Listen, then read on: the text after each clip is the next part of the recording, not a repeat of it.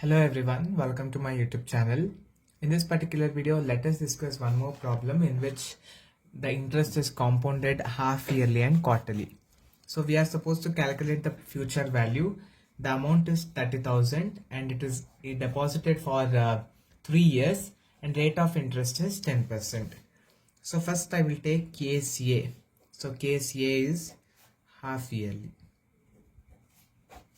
So if you notice, 10% is for 1 year and for half yearly, okay, I have to divide this 10% by 2.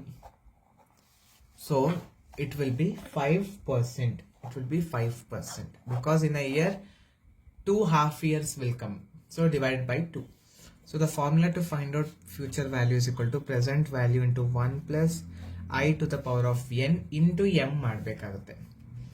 So present value is 30,000 rupees, I plus 5%, so 5 by 100 into n. It is actually for 3 years, but in every year there is 2 half year. So ಪ್ರತಿ ವರ್ಷದಲ್ಲೂ 2 semi annual ಇರುತ್ತೆ. So into 2. So 30,000 into 1 plus 5 divided by 100. So 5 divided by 100 is 0.05 into 6. So 30,000 plus 1.05 into 6. So 1, 2, 3, 4, 5 ಮತ್ತೆ 6. So 1.05 ಬಂತು first ಇದು. So 2, 3, 4, 5, 6 ಗೆಲ್ಲ ಏನು ಬರುತ್ತೆ ಅಂತ calculate ಮಾಡೋದಕ್ಕೆ ಈ ರೀತಿ ಮಾಡಬೇಕಾಗುತ್ತೆ. 1.05 is for first year. So press the multiplication button 2 times and press the equal button once. So you will get a different value. This is for second year. Now once again press the equal button. You will get some more value. That is for second. So that is for third year. ಇನ್ನೊಂದ್ಸತಿ equal press ಮಾಡಿದ್ರೆ ಒಂದಷ್ಟು value ಬರುತ್ತೆ, ಅದು fourth year ಗೆ. So once again if you press some more, you will get some value. It is for fifth year.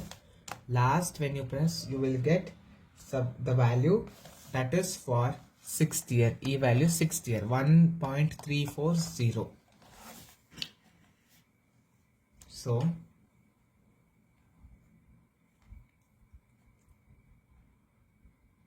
30,000 into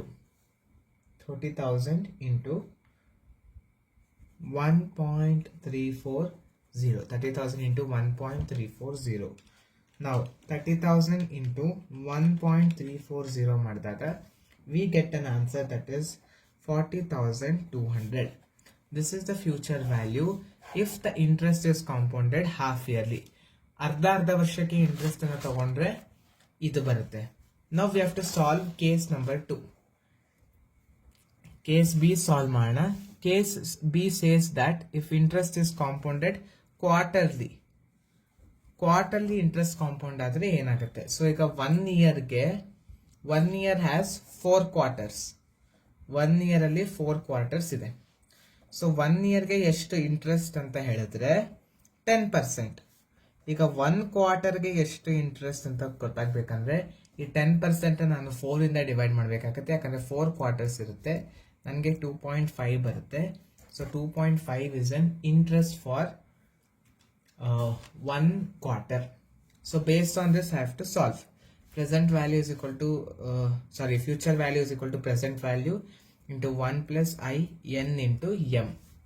So present value ಬಂದು 30,000 rupees. I plus, so percentage is to 2.5%. So 2.5 divided by 100. Actually 3 years. But ಪ್ರತಿ ವರ್ಷದಲ್ಲಿ ಎಷ್ಟು quarters ಇರುತ್ತೆ? In each year you will have 4 quarters. ಪ್ರತಿ ವರ್ಷ 4 quarters ಇರುತ್ತೆ. So it will be 30,000. 1 plus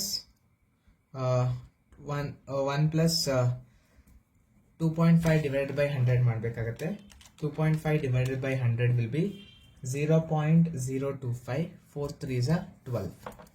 So equals 30,000 into 1.025 into 12.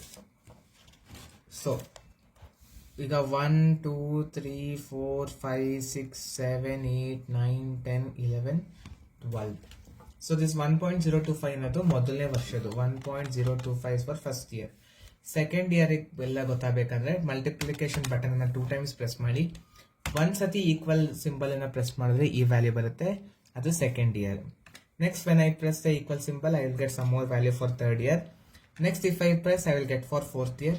ಇನ್ನೊಂದ್ಸತಿ press ಮಾಡಿದಾಗ fifth ಇಯರ್ಗೆ ಬರುತ್ತೆ. ಇನ್ನೊಂದ್ಸತಿ ಈಕ್ವಲ್ ಸಿಂಬಲ್ ಅನ್ನ ಪ್ರೆಸ್ ಮಾಡಿದ್ರೆ ಸಿಕ್ಸ್ತ್ ಇಯರ್ಗೆ ಸಿಗುತ್ತೆ. ಇನ್ನೊಂದ್ಸತಿ ಪ್ರೆಸ್ ಮಾಡಿದಾಗ ಸೆವೆಂತ್ ಕ್ವಾರ್ಟರ್ಗೆ ಸಿಗುತ್ತೆ. ಇನ್ನೊಂದ್ಸತಿ ಪ್ರೆಸ್ ಮಾಡಿದಾಗ ಏಯ್ತ್ ಕ್ವಾರ್ಟರ್ಗೆ ಸಿಗುತ್ತೆ.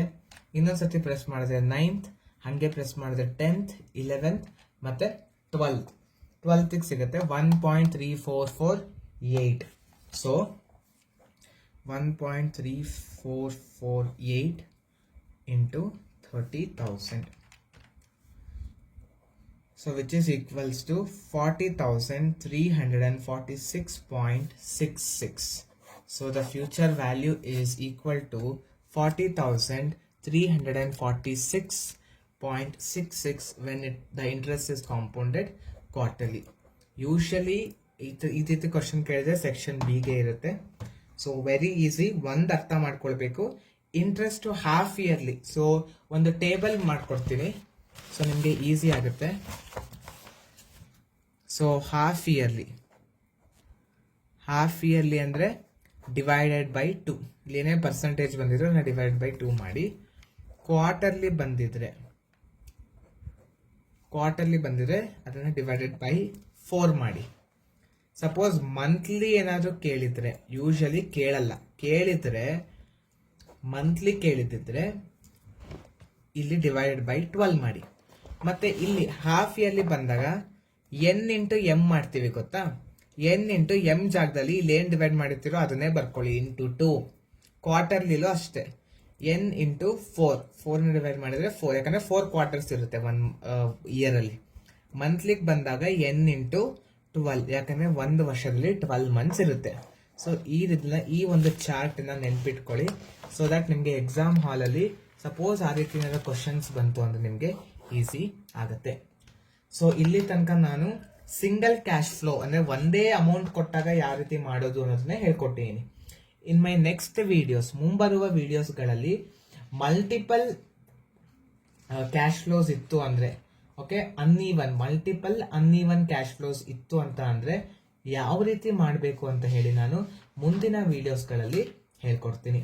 ಸೊ ಅನ್ಈವನ್ ಕ್ಯಾಶ್ ಫ್ಲೋಸ್ ಇತ್ತು ಅಂದ್ರೆ, ಓಕೆ.